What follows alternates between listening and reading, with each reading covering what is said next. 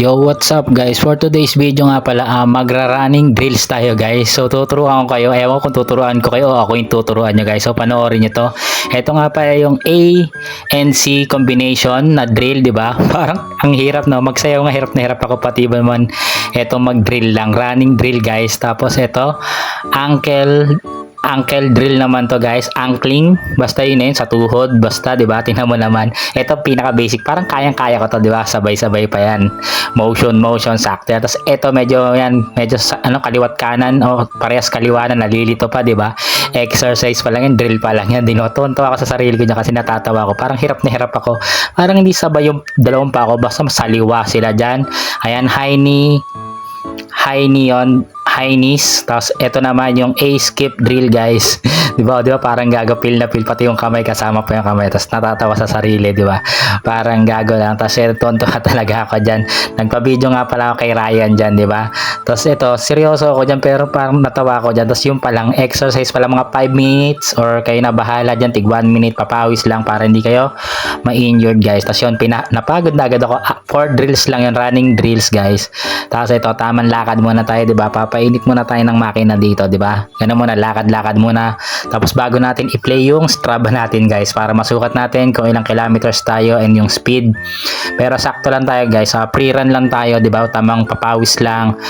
Tapos ito, 'di ba, ang ganda ng panahon. Alas 5, 'di ba? Nung nakaraan maulan, ngayon naman ang ganda, 'di ba? Ang ganda ng weather, guys. So sakto-sakto. Kasi ito, tamang lakad pa rin tayo dito pa. Dito tayo nag-start ng Strava natin, guys.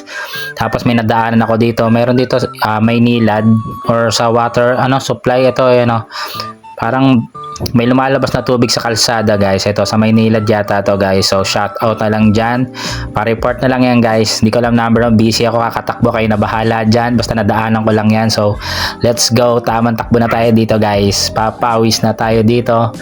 So ito nga pala, nung nakarang gabi, diba, nabasa yung sapatos natin, maulan pero nag-jogging tayo. Tapos ito pa rin, takbo naman.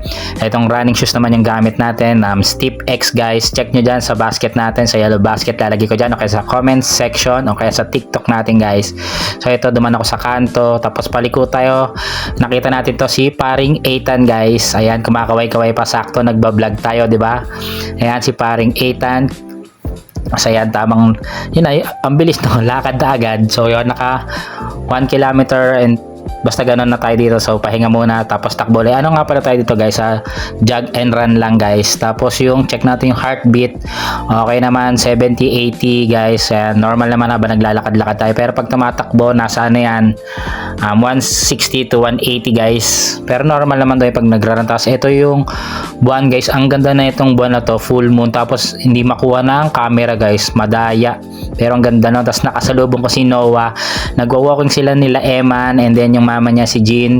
Hi Noah, inaanak ko yan si Noah, di ba? Nagwa-walking din sila, naka-Strava pa yan, partida. Tapos ito yung smartwatch natin, meron pa flashlight. Tapos ito, may pa signal dito para pag nasa madilim na area kayo guys, di ba, makikita kayo na sasakyan.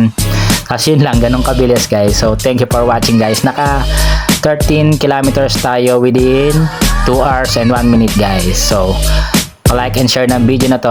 Follow nyo yung jogging era natin guys, running era. So thank you, bye bye.